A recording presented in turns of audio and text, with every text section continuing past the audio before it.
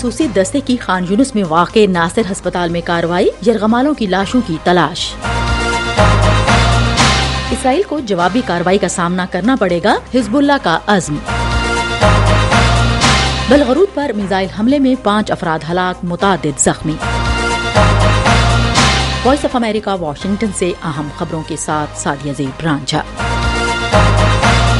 اسرائیلی خصوصی دستے جنوبی غزہ کے شہر خان یونس میں واقع ناصر ہسپتال کے اندر موجود ہیں۔ انہوں نے کہا کہ ان کے پاس مصدقہ اطلاعات ہیں کہ 7 اکتوبر کو یرغمال بنائے گئے افراد کی لاشیں یہاں موجود ہو سکتی ہیں۔ We are committed to finding and returning the bodies of those hostages in Gaza.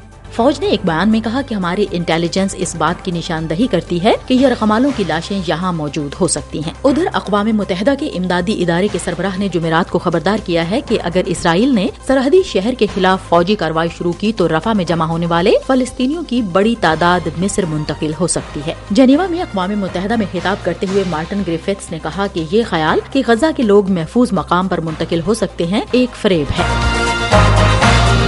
ہم وائس آف امریکہ واشنگٹن سے آپ سے مخاطب ہیں۔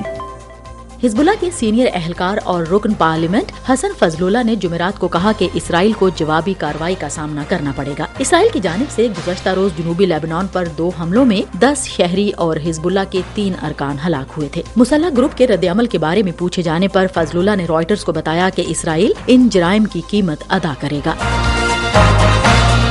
امریکی سینٹرل کمانڈ نے کہا ہے کہ امریکی افواج نے ایران سے جدید روایتی ہتھیار اور دیگر مہلک امداد قبضے میں لے لی، جو 28 جنوری کو بحیرہ عرب میں ایک بحری جہاز پر یمن کی حوثیوں کے زیر قبضہ علاقوں کے لیے روانہ کی جا رہی تھی۔ یمن میں حوثی باغیوں نے نومبر کے وسط سے بین الاقوامی تجارتی جہاز رانی کے خلاف بارہا ڈرون اور میزائل داغے ہیں۔ ان کا کہنا ہے کہ وہ غزہ میں اسرائیل کی فوجی کارروائیوں کے خلاف فلسطینیوں کے ساتھ اظہار یکجہتی کر رہے ہیں۔ ہم وائس آف امریکہ واشنگٹن سے آپ سے مخاطب ہیں۔ بلغرود کے گورنر کے مطابق روس کے بلغرود پر کیے گئے میزائل حملے میں ایک بچے سمیت 5 افراد ہلاک اور 5 بچوں سمیت 18 زخمی ہوئے ہیں۔ روس کی سرکاری خبرساں ایجنسی RIA نوستی نے کہا کہ بلغرود میں ایک شاپنگ سینٹر کو نشانہ بنایا گیا۔ وزارت دفاع کے زیر کنٹرول ایک ٹیلی ویژن چینل نے بتایا کہ میگنٹ شاپنگ سینٹر کے قریب 6 افراد ہلاک ہوئے ہیں۔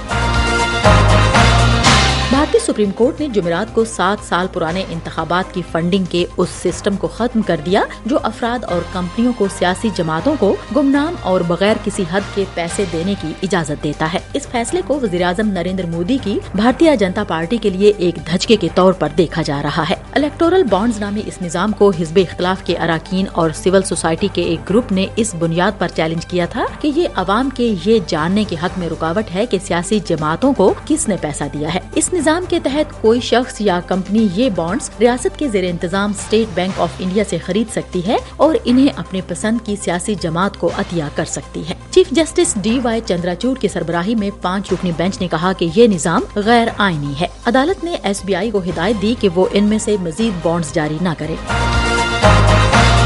ہیوسٹن میں قائم نجی ایروسپیس کمپنی کے ذریعے تیار کردہ مون لینڈر جمعرات کے اوائل میں امریکی ریاست فلوریڈا سے چاند کے سفر پر روانہ ہوا۔ نصف صدی سے زیادہ عرصے میں یہ چاند پر جانے والا پہلا امریکی مشن ہے اور جسے نجی ملکیت والے خلائی جہاز کے ذریعے لانچ کیا گیا ہے۔ جب لینڈر نے اپنے سسٹمز کو طاقت دینے اور خود کو خلا میں سمت دینے کا ایک خودکار عمل شروع کیا تو ہیوسٹن میں مشن کی کارروائیوں کو اس کی جانب سے پہلے ریڈیو سگنل موصول ہوئے۔ منصوبے کے مطابق یہ لینڈر 1 ہفتہ طویل پرواز کے بعد 22 فروری کو چاند کے قطب جنوبی کے قریب لینڈنگ کرے گا اور اگر کامیابی ہوئی تو یہ پرواز 1972 میں اپولو کے چاند مشن کے بعد سے کسی امریکی خلائی جہاز کے ذریعے چاند کی سطح پر پہلی کنٹرول شدہ لینڈنگ ہوگی اور کسی نجی کمپنی کی جانب سے بھی یہ پہلی پرواز ہوگی۔